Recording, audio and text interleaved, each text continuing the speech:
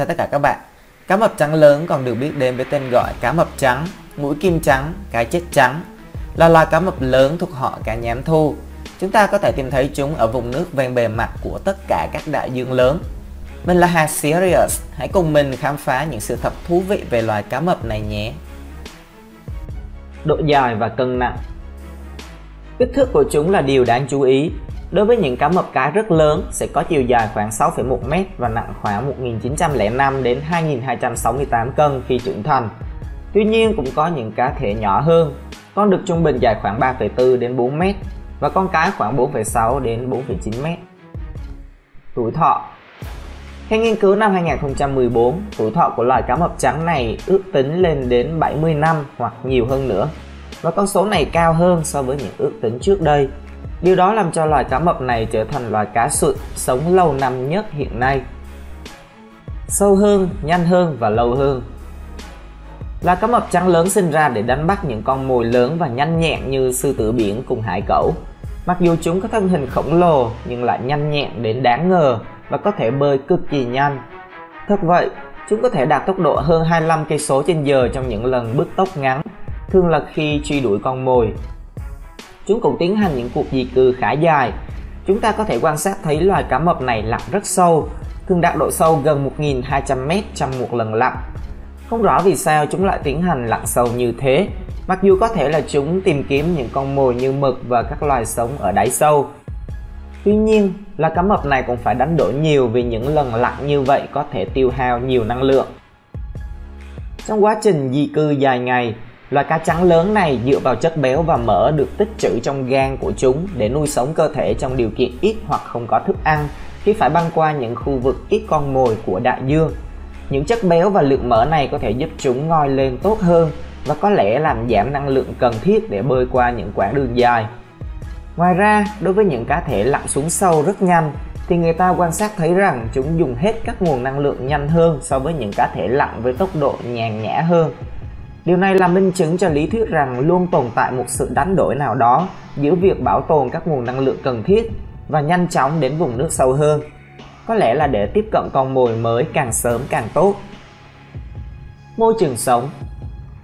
Các quần thể cá mập trắng thường tập trung ở các vùng nước ôn đới ven biển có năng suất cao, tức các vùng nước đặc trưng bởi sự phong phú của các loài cá và động vật biển có vú, chẳng hạn như bờ biển phía Đông Bắc và Tây Hoa Kỳ, Chile, Bắc Nhật Bản, Nam Úc, New Zealand, Nam Châu Phi và Địa Trung Hải. Một số cá mập trắng có thể đi xa bờ hơn hoặc vào vùng biển nhiệt đới, nhưng các nghiên cứu thực địa cho thấy hầu hết đều quay trở lại các khu vực kiếm ăn ôn đới này mỗi năm. Sinh sản. Những con cá mập trắng lớn đực có thể mất hơn 25 năm để đạt đến độ thành thục về mặt sinh dục, trong khi những con cái sẽ đạt kích thước lớn hơn và đạt đến độ thành thục về mặt sinh dục vào khoảng 33 tuổi. Người ta biết rất ít về thói quen giao phối của loài cá này. Vì vậy, hành vi giao phối chưa từng được quan sát thấy mãi cho đến năm 1997. Người ta cho rằng con đực và con cái sẽ úp bụng vào nhau, quay cơ thể nhiều lần trong khi giao phối. Sự ra đời của một con cá mập trắng lớn chưa từng được quan sát.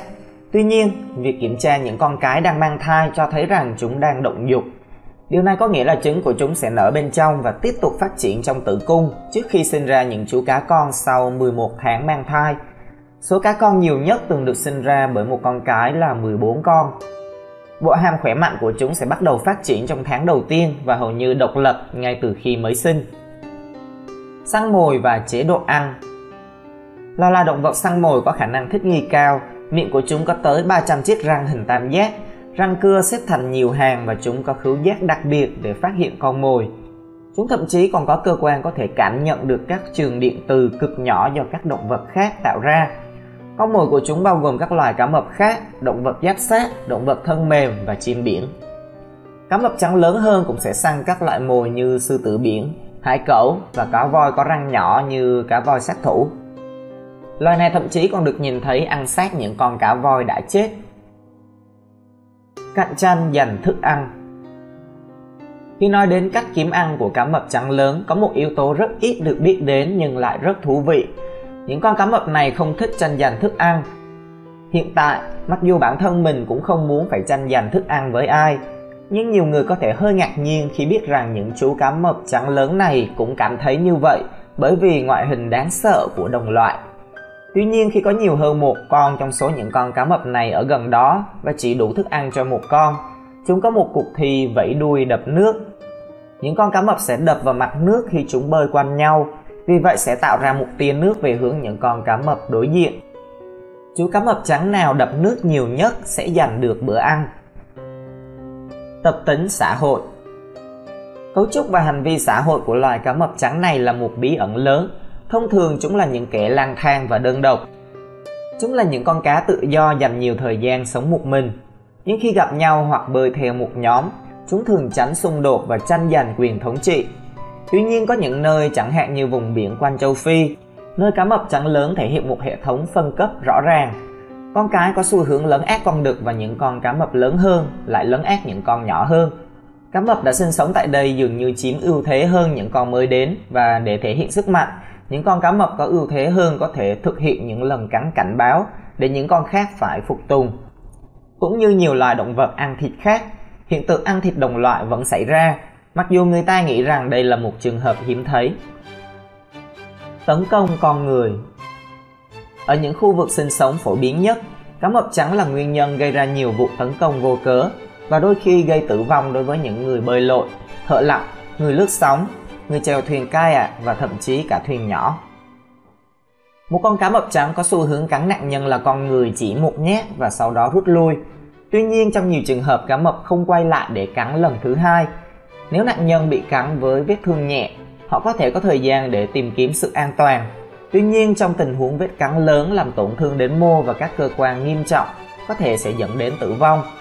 Một đánh giá về các cuộc tấn công của cá mập trắng ngoài khơi miền Tây nước Mỹ cho thấy khoảng 7% các vụ tấn công gây tử vong. Nhưng dữ liệu từ các địa phương khác, chẳng hạn như Nam Phi, cho thấy tỷ lệ tử vong là hơn 20%. Tỷ lệ tử vong cao tới 60% đã được ghi nhận từ các cuộc tấn công ở vùng biển xa bờ ở Úc. Nhiều nhà nghiên cứu cho rằng các cuộc tấn công con người bắt nguồn từ sự tò mò của loài cá mập. Ngược lại, các nhà chức trách khác cho rằng những cuộc tấn công này có thể là kết quả của việc cá mập nhầm con người với con mồi tự nhiên của nó, chẳng hạn như hải cẩu và sư tử biển. Cũng có thể cá mập trắng có ý định tấn công con người ở những nơi mà con mồi bình thường của chúng khan hiếm. Tình trạng bảo tồn. Không rõ liệu sự gia tăng của các vụ đánh bắt cá mập trắng trong cùng thời gian đã tác động thế nào đến sự suy giảm quần thể cá mập trắng từ những năm 1970 đến nay. Không có con số chính xác về số lượng của chúng, nhưng cá mập trắng lớn hiện được coi là dễ bị tổn thương. Những con cá mập trong khoảng thời gian dài từ khi sinh ra đến khi trưởng thành về sinh dục không bao giờ sinh sản, khiến cho việc phục hồi và tăng trưởng quần thể trở nên khó khăn. IUCN cũng lưu ý rằng có rất ít thông tin về tình trạng thực tế của cá mập trắng lớn, nhưng vì nó có vẻ không phổ biến so với các loài phân bố rộng rãi khác, nên nó được xem là dễ bị tổn thương. Điều đó nằm trong phụ lục 2 của Công ước CITES, tức là nếu trao đổi buôn bán với quốc tế các loài này cần phải có giấy phép.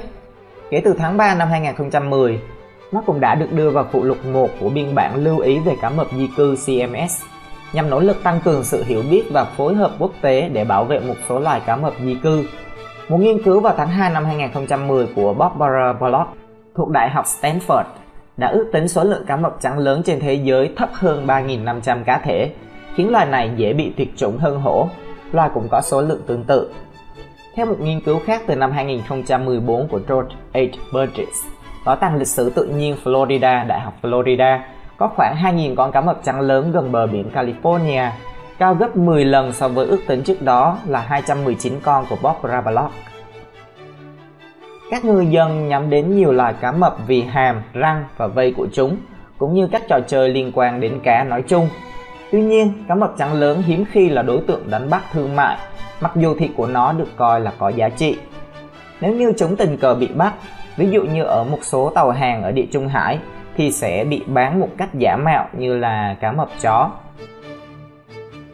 Vậy là video phân tích các sự thật về cá mập trắng đã hết. Nếu các bạn thích xem thế giới động vật và phân tích chúng thì đừng quên bấm đăng ký để ủng hộ kênh nhé. Xin chào tạm biệt.